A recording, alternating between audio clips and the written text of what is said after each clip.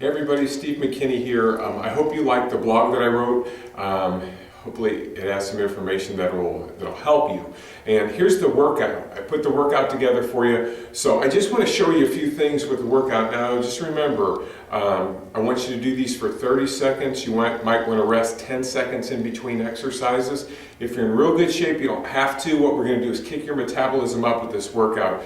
You can do one round. I want you to try to do 3 rounds of these if you can, and some people might be able to do more. So I'm going to show some beginner versions, some advanced versions. So with that said, just stick with me here. The first one, and just a simple warm up. You can do jumping jacks if you want, but some people can't do that. So I just want to give you a little warm up here. When I just put my arms, interlock my fingers, put my arms behind my head, and I simply lift one leg and then drop it. Lift the other, drop it. Lift this one, drop it. If you notice, it's sometimes hard to balance. Lift that, just like that. Now, if you want to make it a little bit harder for your warm up, you go here and then extend your leg, come back down and up. Here, extend, down, and then up and down. And so what you're doing there, just going to do after 30 seconds, boom, hold it as long as you can, or just hold it for a second, catch your balance, make it really hard, close your eyes. That messes with your balance big time. So you can play with it a little bit, gives you some beginner, easy, advanced, you can go with the legs up, okay? The next movement that we're going to go to, we're going to look at burpees. Now, with some of my clients, what I have them do if they're just starting out, we do what's called walk-through burpees, and you have to really be careful in the way that you approach this. If you have trouble getting up and down off the floor, just do the best you can with it. Maybe you just want to do that. Walk-through burpees look just like this if you're a beginner.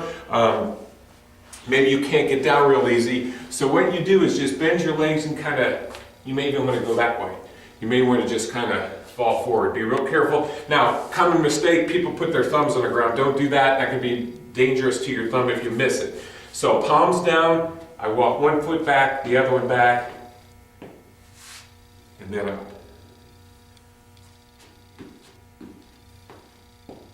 And then up. Now, if you're more advanced, you can do a jump version of these where you go down, boom. And if you really want to kick up the intensity, you can go from here, you can go and jump. And the final higher intensity one, you can go here and jump. So whatever version you want to do, we're going to go 30 seconds with those. Be really careful when you jump. Make sure that you don't land too hard. You want to land nice and easy. You know, when you get a little older, you're always looking out for your joints. So you want to be real careful with your ballistic movements. Next movement, we're going to go down and we're going to go push-ups. Once again, rest 5 or 10 seconds between each one. Push-ups are here. Let me show you this angle. The key to push-up is your hip. If you want to make it easy, simply keep your hips back. That might be a good starting point, okay? Advanced, a little more advanced version, drop your hips forward. Boom. And then obviously, the real advanced version are just normal push-ups, and you can always go one leg. You can always change the width of your hands and do whatever you want with that. Okay, so 30-second push-ups. Now, what we follow the push-ups with, these are something called cherry bombs. It's one of my wife, she does a lot of boot camps, and so she uses this as an ab workout. I'm not going to look as good as some of the ladies who do these, but I'm going to show you the version of it. It's a real simple little version of a ab exercise. So I'm starting here. All I'm going to do is go straight out and then back to the ball. That's the first part of the movement. The second part of the movement is I'm going out. 1, 2. 1, 2. And I can feel my abs working, just like that. So those are called cherry bombs. Be careful if you have any low back pain. You don't want to do them. Just listen to what your body is saying with that. Now, from there, what we're going to do is we're going to go and make sure I have this right, make sure I have the right order. we're going to go to the side plank. And here's what the side plank looks like. Kind of, you can use this kind of as a resting thing too. When you're just starting out, I kind of bend my legs behind me, make sure I'm in a straight line. And all I'm going to do here is lift my body up.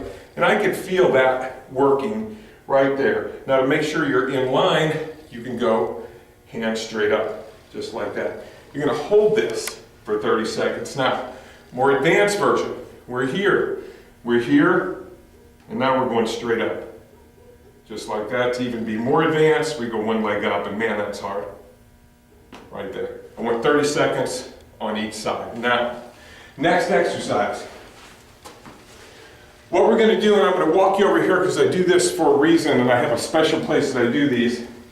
We're simply going to do squats, body weight squats. I have a little inch raised pad in my gym here that I use. And so what we're going to do here, I use my heels on that pad. For me, it works better. I guess my flexibility isn't as good, so I don't do flat-footed squats.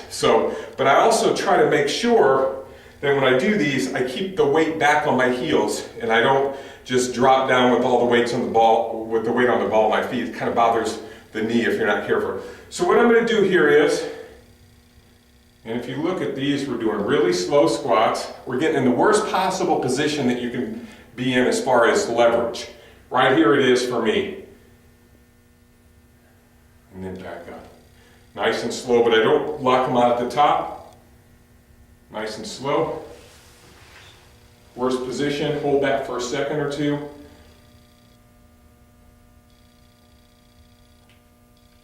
Back up. I put my hands out here simply for balance. Some people might want to go hands on hips, but that works best for me right there. And then back up. And that's all there is to it. Now, what I want you to do, you can rest 10 seconds between exercises, but from this exercise, go right back to your alternating knee ups, and you'll find, that's kind of a resting exercise, so to speak. So you get a little extra rest there, but you're still doing some movement. Do as many rounds as you want.